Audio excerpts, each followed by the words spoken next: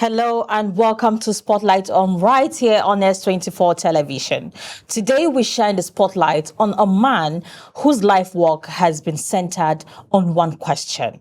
How do ordinary people become extraordinary leaders? For more than a decade, he has coached executive, trained military personnel, worked with financial institutions, guided entrepreneurs, and challenged organizations to rethink leadership, performance, and personal excellence.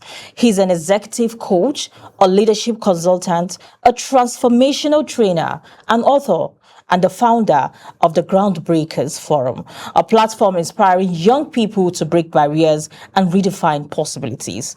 Supporters describe him as a catalyst for transformation. Others ask whether leadership training alone can solve the deeper problems facing organizations and nations. So today we ask, can leadership truly be taught?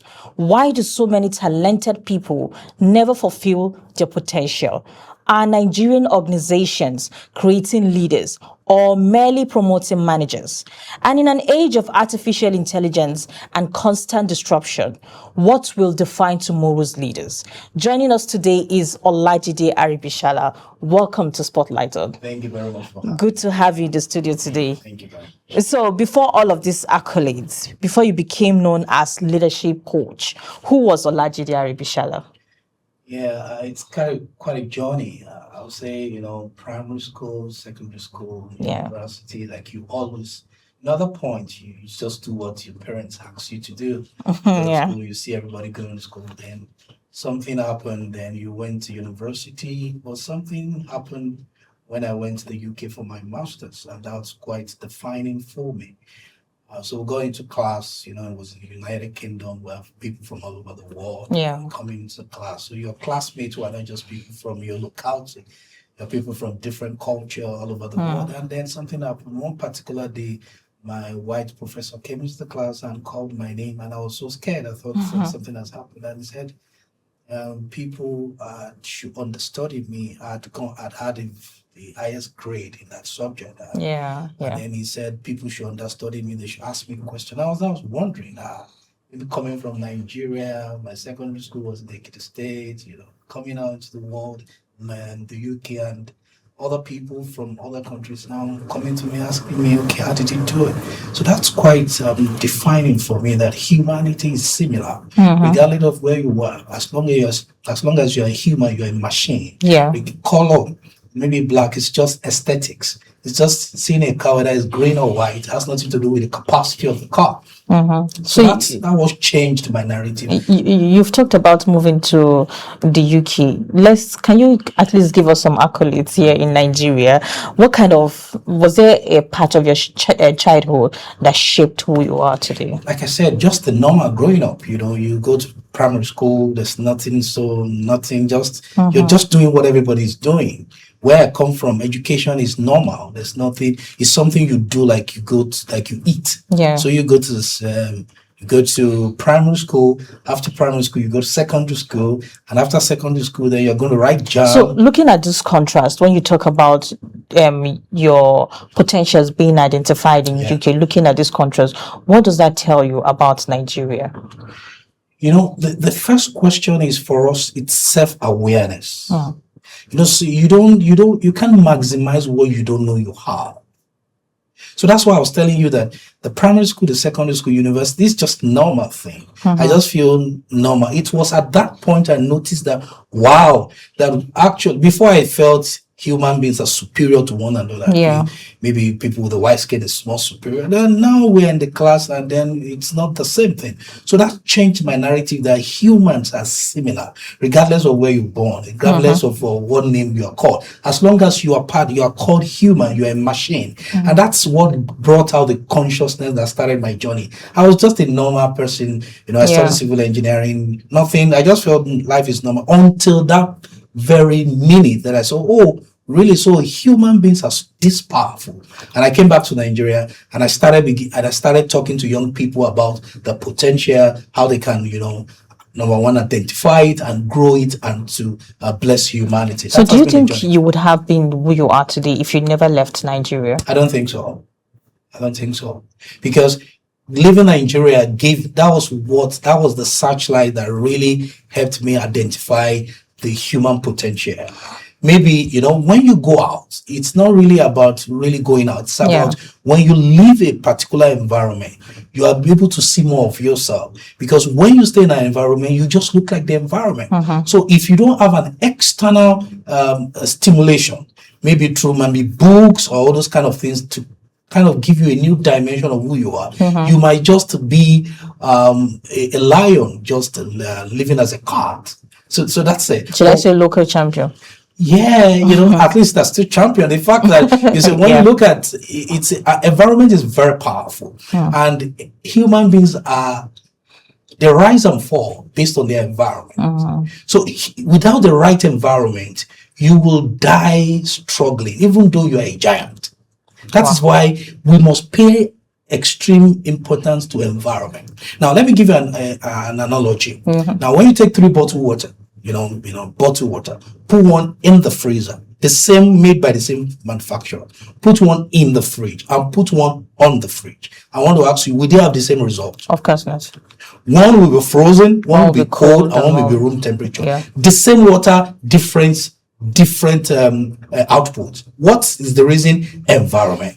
So if you stay in an environment that inspires you, you'll be fired up. If you stay in an environment that has nothing, that does not inspire you, you'll still be the same person. That's quite scary with the nature of the nation we find ourselves these days. So I think so many, talents are dying because of the environment they find themselves.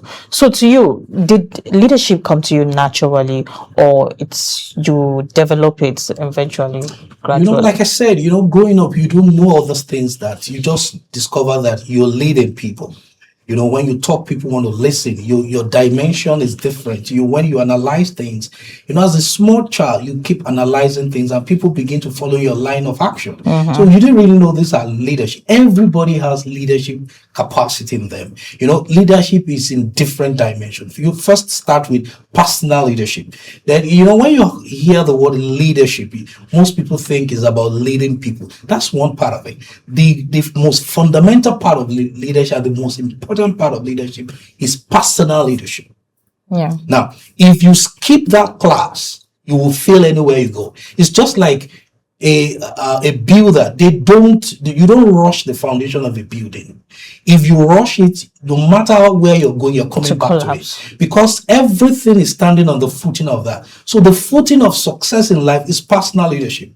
Now, how do you manage your resources given to you by God, most especially your time, your effort, your talent, your human capital? How do you manage that? That's personal development. So if you don't know how to manage your time, if you don't know how to manage resources, you can't manage resources of maybe a team or a country. No, if you fail the test of personal leadership, you can't manage more resources in the larger society. So you need to be able to groom yourself first before you are even able to lead. That's it. You see, when you grow up, for example, I can ask you, sometimes when you're in school, you find some of your colleagues that are quite organized. They put their things together, their wardrobes, their cupboards are neat. And then you find some other colleagues that are quite scattered.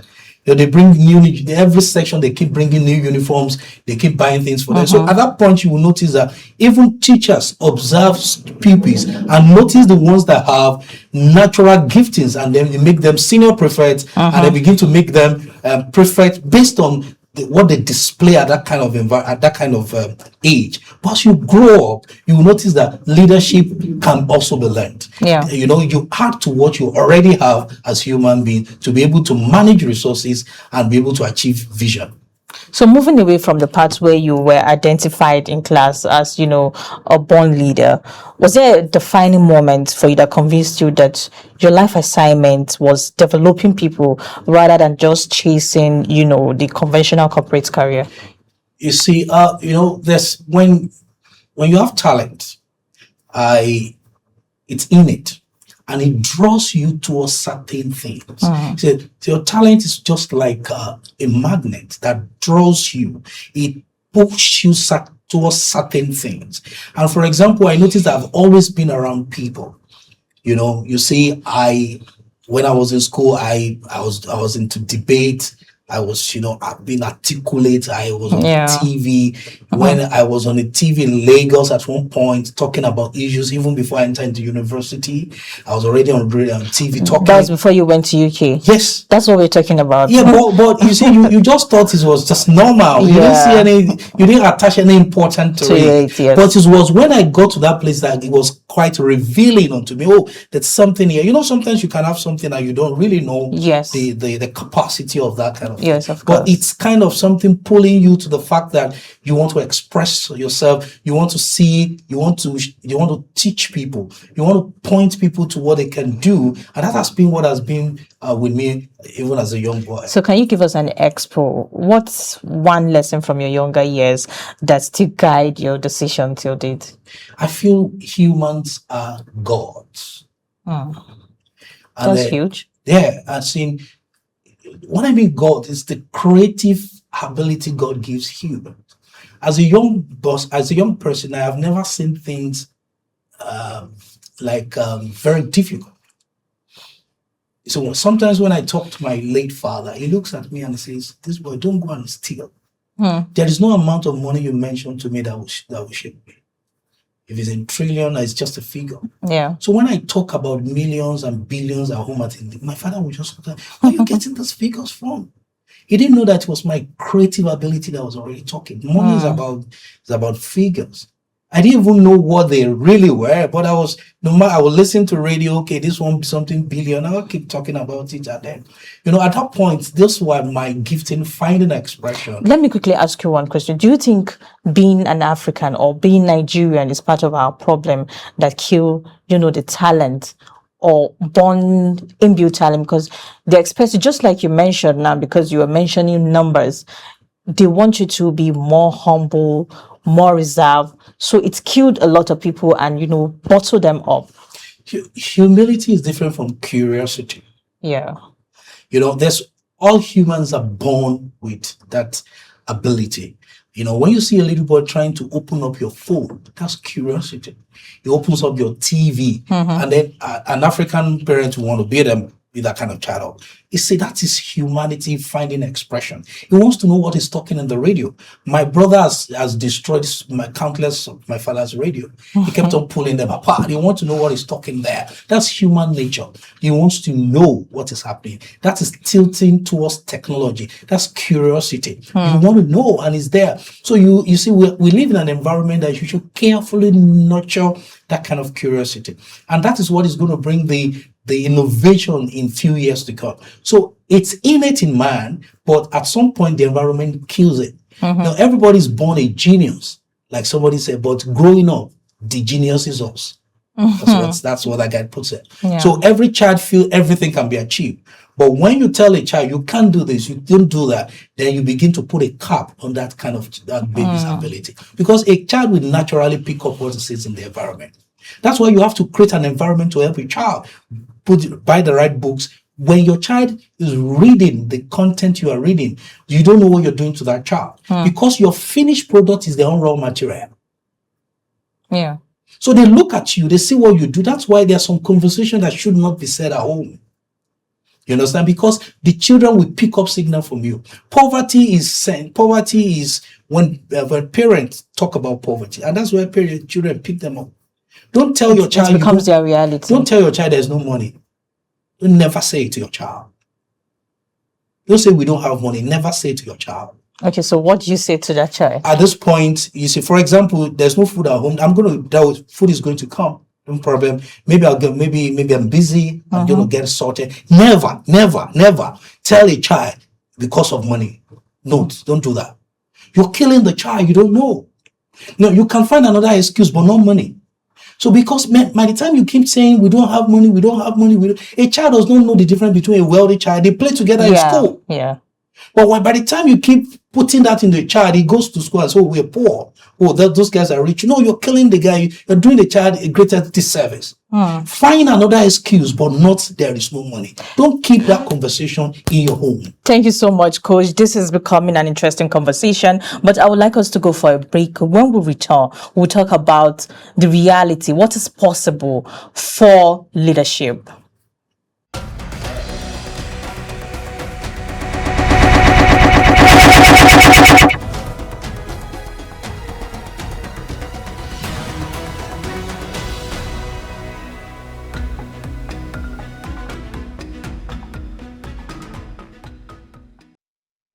Welcome back from that break. If you're just joining us, this has been Spotlight on S24 Television, and I'm here with Coach, who has been telling us how some statements we think might, be given further explanation can become a danger to the growth and development of our children. I've just learned something today. Don't keep telling your child that you don't have money. Now, let's talk about what is possible for leadership. You have coach, executive, entrepreneurs, military officers. Do you think leadership can genuinely be taught, or is it something that you're born with? It can be taught, just like you don't become a doctor. Naturally, you're taught. You go to medical school. Engineering, you're taught. You can also be taught leadership. There are rules, there are philosophies, there are principles documented over a period of time that can help you. When you study them, you can know, I should do this, I should not do this. That can help you. Now, I give you an example. The guys that invented the planes, they are no more with us. How come we still have brand new planes? Because they gave us principles. Principles are eternal. When an acid comes to it, and when an acid reacts with a base, it gives you salt and water. Whether you are purple, you are pink, that is where you're coming from. That's principle. Yeah. So leadership has principles, and those principles can be taught. Leadership is very diverse. Now, when you put the word leadership in, for example, in Google, you're going to have millions of definition. If you're going to look at definition, you have over 1,000 definitions of leadership. I even have mine. I have so much definition about leadership. But one thing is important.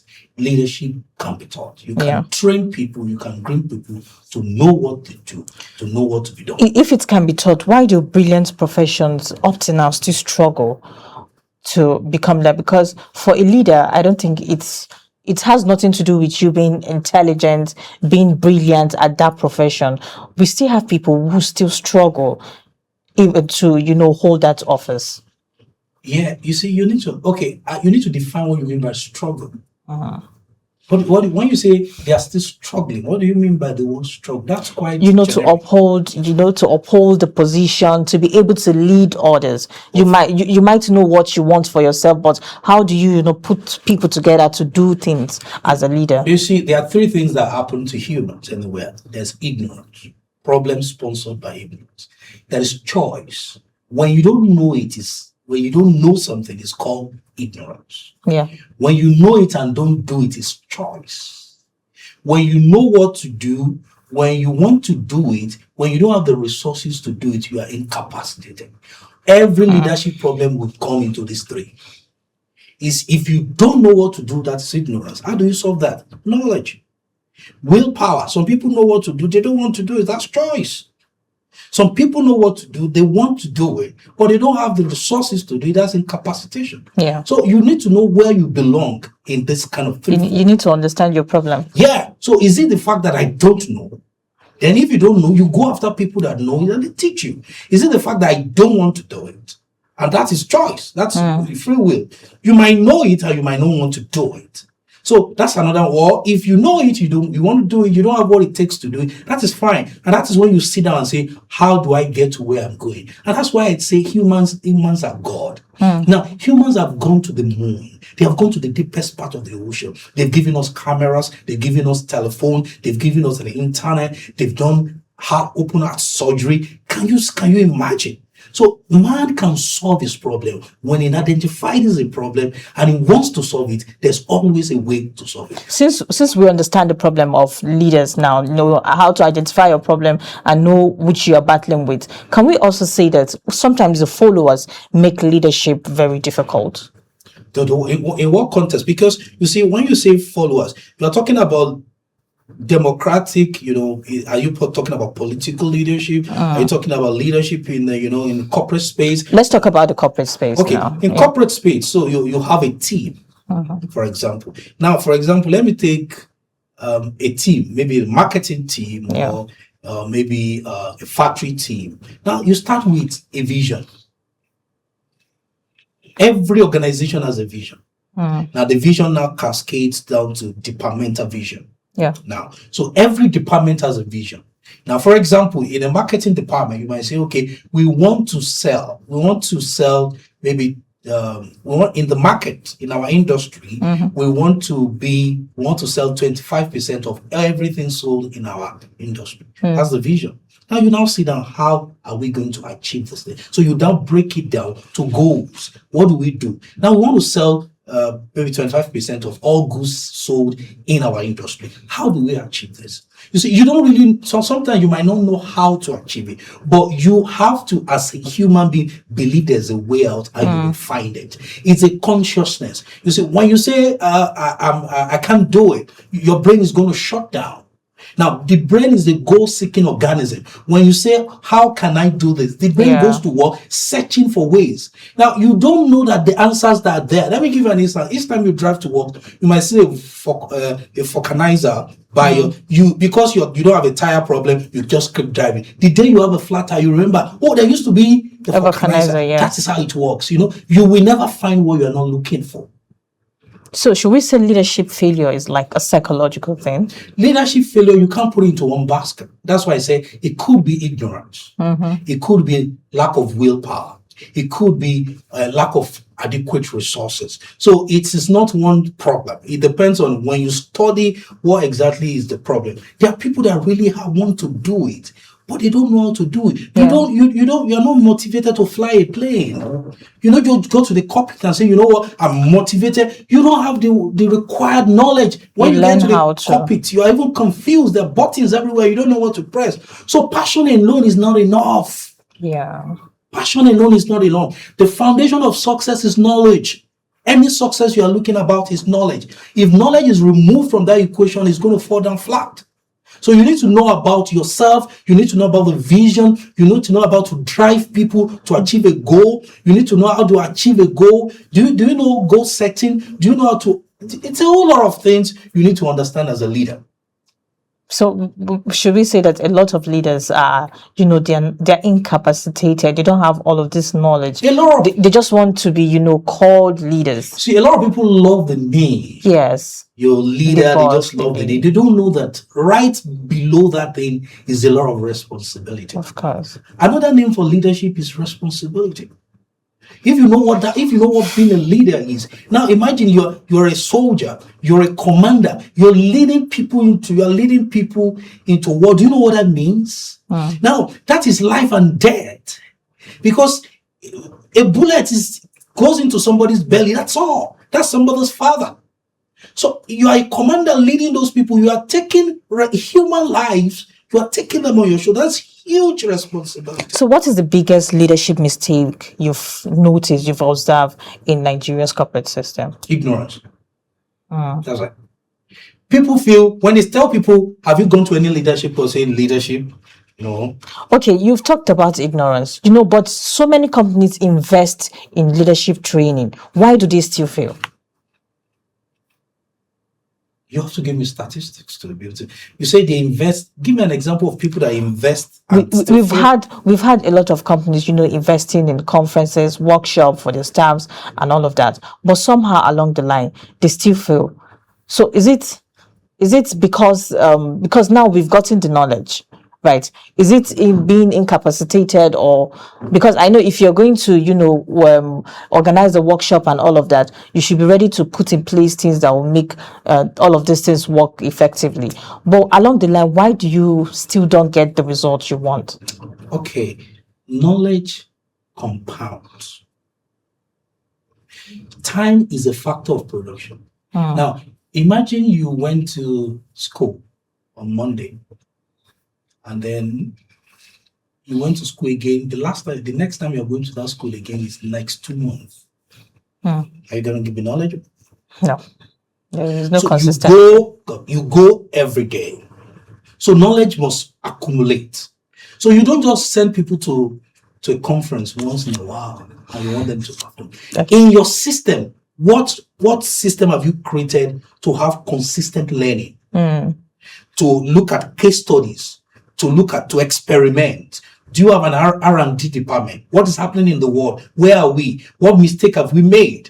So learning has to be continuous. It's not just, you go to a training once every month. And once every month, maybe could have you, maybe it could stir up the hunger in you or show you something. It has to be maybe weekly. It has to be monthly. It has to be all the time. Learning over everything you're doing. It's not just every time. I want to encourage everybody, maybe if you have an organization, you must have consistent learning structure within the organization. Now, it may be in every few weeks, people must learn something new, must write a report or something new.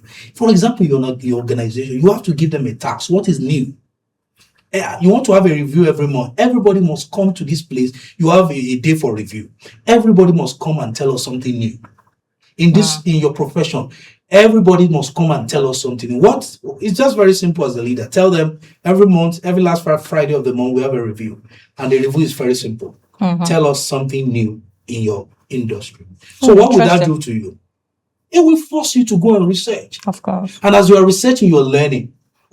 This is the latest something that is happening. This is the latest camera. This is the latest something that is happening. So you can't come to that meeting and don't tell us it has to be new. Anything you must tell us must be new. So that forces people to go. I don't care. You might leave it till tomorrow, to the day before the meeting. But the last Friday, you will not leave that meeting without telling us one thing that is new. So do you think one transformational leader can truly change an organization, or the culture have to change first? You see, culture comes from people. Yeah. When the leader, the culture it starts from the leader and it goes down. If the leader is punctual, everybody will be punctual. If the leader pays attention to details, everybody will pay attention to details. See, culture is like a train track. When the train track is there, the train does not have its own mind. It follows that track. And if he decides to do otherwise, it gets derailed. So that track is called culture. And how do you form the culture? You see, everything has a way, system. Now, this is how things are done. This is how you should do this. You don't let people do things on their own way. No, there must be rule guiding everything. You can't allow people to talk the way they want to talk. No, there's a way you have to speak. There's a way you have to dress. There's a way you have to carry yourself. And that is called culture. Now, when you look at the military setting, you don't do anything anyhow. There's a way, it is regimented. And that's how culture is created. In this office, this is how you do, this is how you behave. And then you tell people how to behave, and then before you know, people begin to behave in that area, and you get the result you're looking. If you have the opportunity, to train a CEO, what would be your major priority? There are two things I'm going to take the lead. It's vision, number one, how to get vision, and number two, how to manage people. Vision, in terms of leadership, and number two, how to manage people. Human beings are your greatest resource. And one of the greatest mistake people is that one of the things that is most difficult to measure in life is human potential. You can't measure it. Have you not seen people that graduated with third class or 2 months that when they go to, they're fantastic? Yeah. If you are meant to judge them by the academic system, there's nothing wrong with academic system. It's just a kind of a system to categorize people.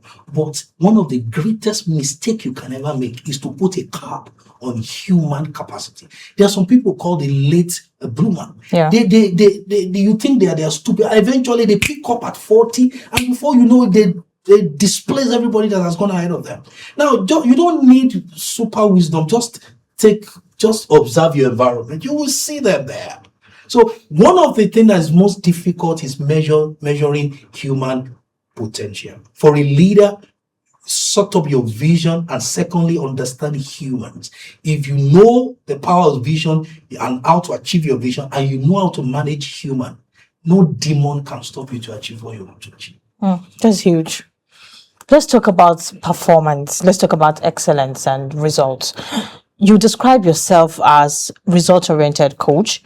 How should success actually be measured? It depends how you want to measure success. Success, it could be financial. It could be impact. So when you define success, it's a very difficult definition to do. When you say somebody is successful in this climb, there's a way you define them. But in another climb, a professor has a bicycle and he cycles to work. So when you see, for example, here in Nigeria, when you see a professor cycling to work, how do you define that? Impact. No, imagine a professor on bicycle just going to work. What picture, if you're in Nigeria, will you give to that? People just assume he's not doing well because he doesn't have luxury cars. There's a professor that don't even have cars. They can buy it, they don't need it. They cycle to school and come back. So it's your definition of what is success. Some people believe impact, that's success to them. Some people take their money and put it on people. Some people take their money and buy cars. Some people use that same money to send people to school. So it's the definition of success is very, it's not subjective. You understand? So success now is, I love the way John C. Maxwell defines success. And that has always been my definition. He says success is knowing your purpose, one, is growing to your full potential, two, is benefiting others. If you do these three things, if you know your purpose, if you grow to your potential, if you benefit others, if you grow to your potential, money will come. See, what people really come after is money. And then the cars, you see, people talk about dreams. You see, your vision is meant to fund your dreams because dream car, dream house is a function of money. So when you know where money comes, you see, a lot of people don't know how to get money. Money is the easiest thing to get in life. Very, very simple. If you know talk to us about that. So where does money come from? So you need to know how money started. Money started from trade by barter. Yeah.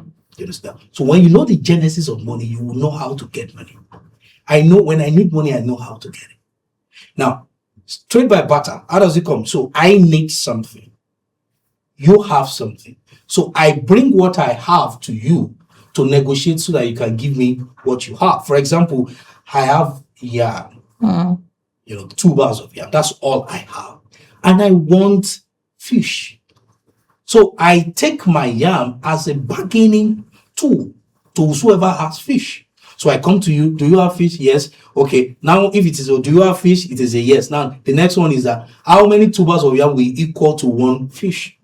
So sometimes you can't measure it properly. That is when we moved from trade by barter to now the cowries and everything. But eventually, if you don't have something to exchange, you can't get something. And that's where money comes from. Money is just value. Now, so when you have value, and then you trade that, you exchange that value in the marketplace, money will come. That's how it works everywhere in the world. You see, something of value, and it could be a product, it could be a solution. When you have it, you say, how do we make money as human beings? We make money by solving problems.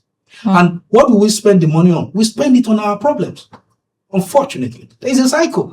You make money by solving problems, you spend the money on your problems. That's how it works. So in that loop, you must find a way to plug your holes to be able to get money to you. So you have a list of human problems.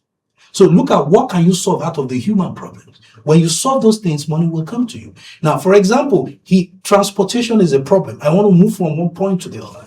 Now, so if you take boat or any form of transportation, if it takes you from where you are, for example, in Gusape to Maitama. When it gets to Maitama, what do? You have something, he has done his own part, he has created value for you, he has moved you from point 1 to point 2, point A to point B. So if he has done his part, you will also do your part. By what? Money must leave your hand. So money gravitates towards value. I have spent money this morning before coming here because somebody did something for me. So if you don't do something, if you don't, you're not going to get something. So when value goes out, money comes in. So are you saying it's not about working hard? Because I'm about to ask you that people, especially here in Africa, people work hard and still remain stagnant. Why? You see, you need to understand that hard work does not, force sometimes don't open the door. It's easier to use the key than using force. Now, let me give you, some years back, a client of mine installed a bulletproof door in his house behind here. So I was in the office one day and I got a call from him. What happened? His bulletproof door locked. It was locked in his own house. Oh. Highly placed man. He had police downstairs, but he couldn't open his door. He said, "Oh, Jide, I want to go out. I have a meeting with the governor tomorrow." He couldn't get out of his own house.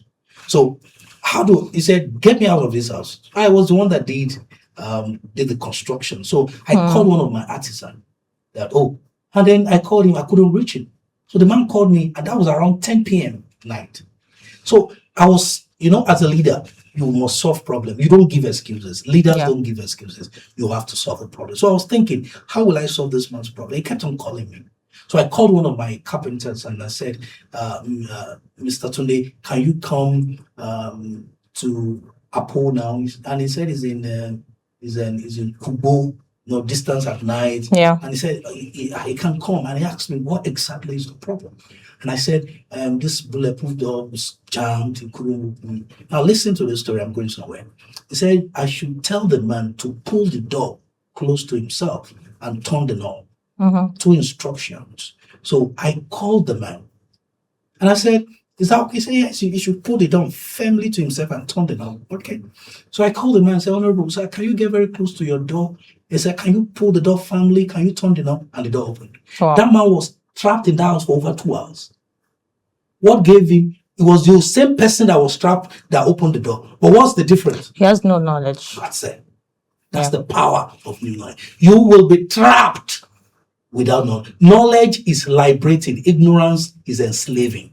So when you know that, you will pursue knowledge with all you have. All human struggles are traceable to human ignorance. So this is you talking about, people changing their mindsets on how to make money, right? You see, money is very simple. If you are broke, being broke is not a problem. It's a symptom of a problem. Okay. So when you don't have money, you sit down and say, okay, I don't have money. So have I made money? If you say no, why am I not making money? Because you have no knowledge. Okay, so why is it that I don't have no knowledge? You see, but you think should it just be the mindset that should change, or even the system? You see, in the whole world, there are different systems. There are things you enjoy in Nigeria, other people don't enjoy in other world. It depends on how you say. Now, the thing is your mindset. Now, when they say the lion is the king of the jungle, what will you have expected? That the lion is the most powerful? No. The lion is not the most powerful. The lion does not have the greatest biting force it's not even in the first 5. The lion is not the fastest animal in the jungle. The lion is not the biggest, heaviest, is not the strongest. How come the lion is the king of the jungle? Because mindset. When the lion sees you, he sees you as a prey.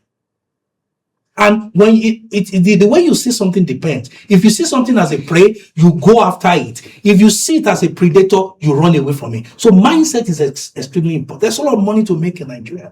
People are making a lot of money in Nigeria. Now, when you see millions of people, you need to sit down and say, okay, what value can I create for those people? What value? Because it is value that brings money. You see, for example, I used to say jokingly that you beg people. Now, one of the greatest, do you know a beggar on the street? Yeah. Do you know the skill they have? Just to beg. Do you know that a beggar sees a total stranger and comes to the stranger and says, excuse me, eyeball to eyeball, and begins to tell you, please, can I have money? Do you know what? That's a skill. It's marketing skill. Talking to a stranger is a huge skill. Now, take that begging skill. You know what? What's the difference between a marketer and a beggar? Maybe because one is trying to market a product and one is offering value, the other one is not. So that's the difference. But it's the same skill to a large extent, depending on how you want to spin it. Now, a beggar comes to you and say, excuse me, and maybe give you a beautiful story of the fact that he has not eaten, or he came to Abuja, he was stranded. He whips the story. He whips it. He's trying to whip it around emotion. So because immediately it strikes emotional chord, money is going to come out of your pocket. That same skill, you can give that same beggar, change the clothes of that beggar, give that beggar a product, and go and talk to that stranger and say, excuse me, the same way you are talking to a stranger with same enthusiasm, talk about a product to that person. It's the same. But some of them don't know that this skill you are using is you are sitting on a gold mine. One of the most difficult jobs to do in the world is talking to strangers. Yeah.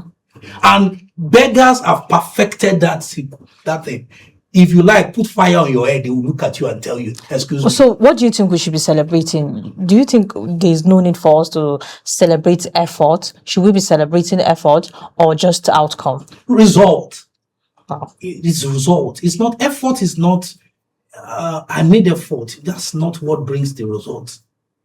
It is result. What do we want to achieve? It is not trying that brings the result. What do you want to achieve? I want to be in the station. Why are you there? If I enter one along, another along, those effort is not really needed. Did you get to where you're going? That is it. So nobody wants to know story.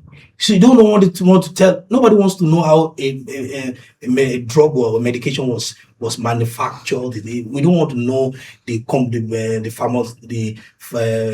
pharmacy around the drug. All what we want when we are sick, we want does healing. it work? We want healing. If it works, fine. If it does not work, they throw it away. So human beings want result, not story, not activity. That's it. Let's talk about artificial intelligence. Artificial intelligence is reshaping industry. Automation is replacing jobs. Remote work is now redefining organizations. So, what leadership skills do you think are becoming obsolete? Leadership cannot be outsourced. AI is just a tool. A car cannot dictate your destination. Can it? No, it can't. There is no car that will be ever manufactured that has the capacity to tell you where you're going. It is you that determines the destination. The car takes you there. And that's why leadership cannot be outsourced. So you think artificial intelligence is not something to be worried about? It's not. Technology has always been progressive. Artificial intelligence is new. It will go. It's also be obsolete. New things will come. Just study humanity, study life. You notice there's nothing new. At some point, Google came. Yeah. At some point, artificial AI. Now it's going to leave. Another one is going to come. There's no big deal about life. It's season. Things go. New ones will come. So you just need to understand that changes permanent is life. There's nothing that's permanent in life as change. It will always, new ones will always displace the old. But which skills are becoming indispensable? One of them is leadership. Okay. Why would you say that? Now, see, leadership cannot be outsourced. Do you understand? For example, before you even talk about artificial intelligence, it is leadership that tells us this is where we want to go. Then build the team. It is after vision, building the team, and that's when we are talking about artificial intelligence. It's not even the first three. It's not even the first. Let's go back to the classroom. Do you think university, do you think it's prepare us enough for the workplace? Yeah, there's university is fine. It gives you tools, principles, you understand. But there's a lot that needs to be added to university. For example, I was proposing to a particular course. There should be the economics of every course should be taught, maybe at final year. All these things you have learned, how do you turn it to naira and kobo? But they don't teach us that. Nobody teach you that. So every subject, there's an economics of engineering. There's an economics of medicine. There should be an economics of political science. Every course must teach the economics of that course to know how you can take that course to the marketplace, not just searching. I've seen first class looking for a job at home. They don't have, and they have tried. They have given back. They had good grades. They don't know what to do. So you have to teach them. This is how to create value with what you have. And this is how to market it. This is how to position. It has to be taught. Because, you see, there are two ways to learn. You either learn by experience or you learn by education. That was what I was asking. That do you think the system also need to change? Yes, we need more things to be added to the curriculum to help people to be able to see whatever they have. For example, in civil engineering, the university, they taught you anything about engineering, and that's fine. But that is not enough. That helps you to get the job done. But that does not help you to create value. It must teach you how to use that civil engineering, mechanical engineering to create one. Let me give you an example. Now, do you know how much produce perish in Nigeria? Most of the things that are grown in Benue and everything, they perish. Now, that's what we call, that's what engineering will teach you, mechanical engineering will teach you refrigeration principles. Now, a mechanical engineer should take that principle and say, okay, how can we create a preservative for fruits to prevent perishable fruits?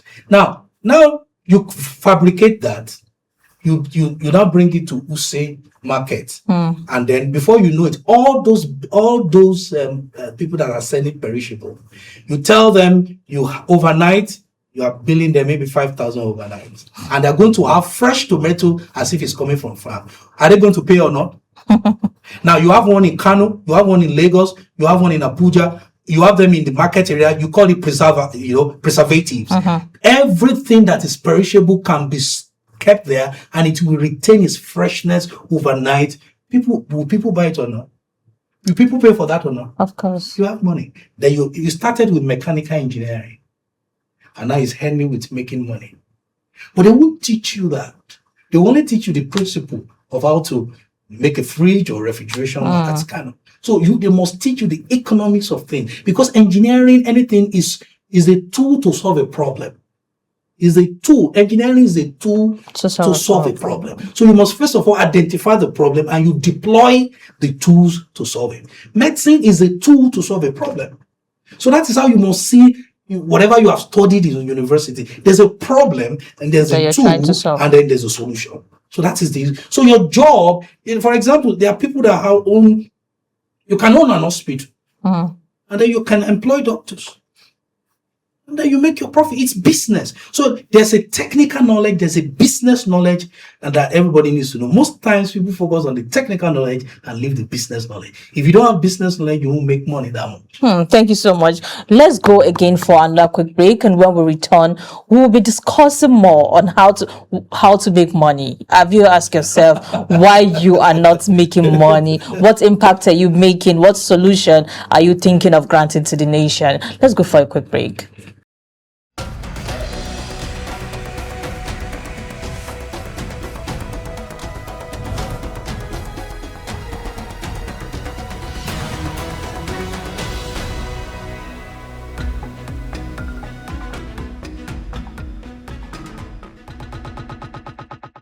Welcome back. If you're just joining us, this has been Spotlight On, and I'm here with Mr. Olajide, the coach. You can see even behind the scene, we are still thinking about how to make money. We must learn how to make money here today before Coach leaves.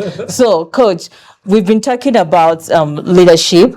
We've been talking about the problems of leadership. There is a problem of leadership, and there is a leadership problem when it comes to, leading Gen Zs. So, what advice would you give leaders struggling to, manage younger generations? Just know them. Just know them. So you need a knowledge of who these Gen Zs are in order for you to lead them. Because you are once young. Gen Z is nothing. There's nothing new about Gen Z. Because even the grandma was once a child. So just imagine how you behave when you're a baby. You are inquisitive, you tell things. Now, for example, my little daughter tells the mom, my wife, that don't tell daddy. Okay. It happened to when I was young. I tell my mommy, don't tell daddy. So there's nothing new about it in life. But don't you think the world is evolving, and this generation of people, they think differently from the way other people think at that age? Children have always think differently from their parents. So what's changing? What's different? Why? I told you, because our finished product is their own raw material. They are starting from our own end. Yeah. That's it. Now, look at your conversation with your mother. You are going to definitely say something different from your mother. And your daughter is going to say something differently from you. That's it. That's it. So there's nothing, when people talk about Gen Z, so there might be a little bit of peculiarity, but in itself it's still nature. People, what is the final, what is our own best is their own raw material. They're starting with social media. When we're young, there was no social media. It is what the government wants you to hear that you hear, because government owns the television station, and it opens by 4 and it closes by 10, if you remember. Eventually, DSTV came, but now there's social media, there's Instagram, there's so knowledge is everywhere. So it's that could also, affect them. But in a sense, when you understand them, be inclusive, bring them, use them, ask them, tell them to solve this problem. For example, if you're dealing with Gen Z, give them a problem, ask of their own opinion. Okay. And ask them why they're thinking that way. And then you see, your job as a leader is to guide, is to provide the direction. Now, you see, in the Yoruba adage, they say it's I remember now. What an elderly person will see is sitting down. Yeah. A young person will not see, even standing on the tallest Iroko tree. That's telling you that young people can bring creativity, they can bring innovation, but the wisdom of the old cannot be jettisoned. Understand? When a child is cutting a tree in the bush, it's the old one that knows how it's going to tilt. Yeah. You understand? So your job is to you use wisdom with them and say, okay, why are you thinking this way? And when they give you their instance, you have to be open to deal with them. Don't be boxed in your corner. Don't say this is how things are done. No, be open-minded. Say, yeah. Why do you think this one should be done this way? Get their own perspective. Why do you think this one should be done this way? Get their own perspective and look at it together and know why. And the next one is when they give you a perspective, ask why they give you that perspective. So the answer in a nutshell is inclusiveness instead of because we've had a lot of people condemning the Gen Zs instead of being. You need to include them. You see, you call them and say why. Come, ask them why. Ask them a question. They will give you an answer. Then ask them why do you give them an answer.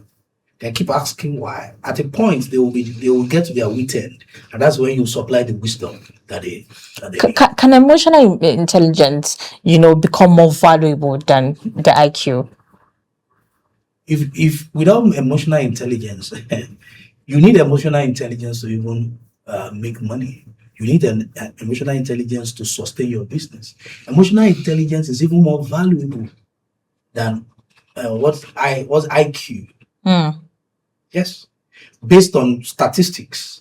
Because if you read the man's book, Daniel, is it Goldman or something? Is it Coleman? I've forgotten his name. He wrote about emotional intelligence.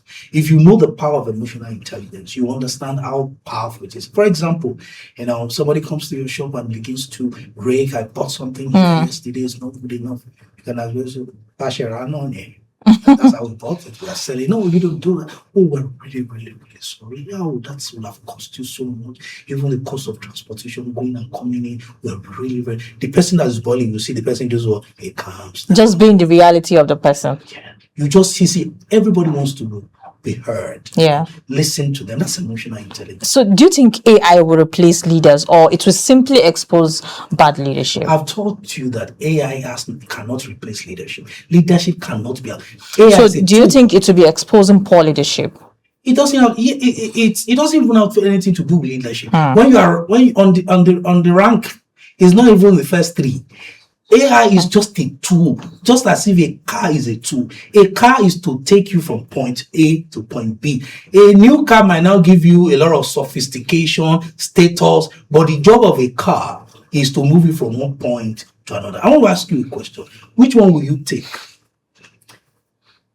A Rolls Royce that cannot move and a 1980 model of Honda that can move. Which one? Of course, I want the one that can move. Why? Because that's solving the problem. That is the essence of taking a car. me from one place. Yes. Every other thing is added. What's the essence of wearing a Rolex when it can't tell the time? It is first.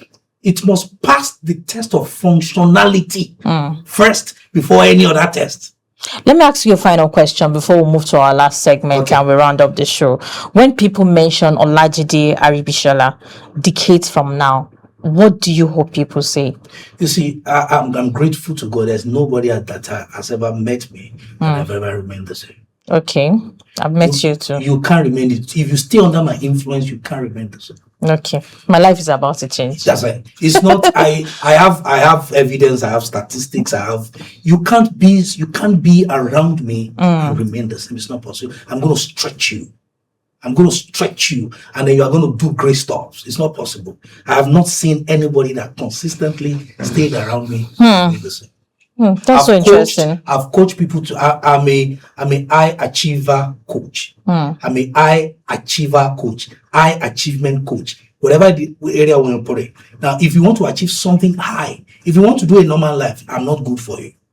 If you want to play it safe in life, I'm the worst person. But if you want to achieve what has never been done, something that you think is daunting, some high achievement, that is where my strength comes in. Because I've seen people from ordinary life through our intervention achieve amazing results in their careers. That's so inspiring to hear, and very, very sweet. Let's move to our final segment where you have the opportunity to just mention one word. It's called rapid fire. Okay. So there'll be no further explanation. It's going to help you, ease the tension of how to make money, because when you're talking about how to make money, there's no how you're not going to sweat it out. So my first question is leadership or management? Leadership first, management later. You're going to pick one. Okay. So leadership or management? Leadership. Wrong. So discipline or talent? Discipline. Vision or execution? Vision. Knowledge or wisdom? Knowledge. Okay. Influence or authority? Influence. Character or competence? Character. Success or significance? Significance. That actually make me, stop and think again. Character or competence? Yeah, character. Oh, wow. One word that describes... You want us to dive into that? No. Okay. One word that describes Nigeria. Amazing. Nigeria. Yes, amazing. Any day, anytime, Nigeria is amazing. Okay, we'll have another day for this conversation. One word that describes leadership. Fantastic. Okay. One word that describes yourself. That's serious. Blessed. Good to hear that. Thank you so much, Ari Bishella, for joining us on Spotlight on today's conversation. Reminds us that leadership is not merely about titles. It's about influence. It's about responsibility. It's about helping people become more than they imagined possible, whether in business, government, education, or everyday life. The quality of leadership often determines the quality of outcome. And perhaps the greatest investment any society can make is in developing people who can inspire others to lead with purpose, integrity, and excellence. I am Zainab Ibrahim. Thank you for watching.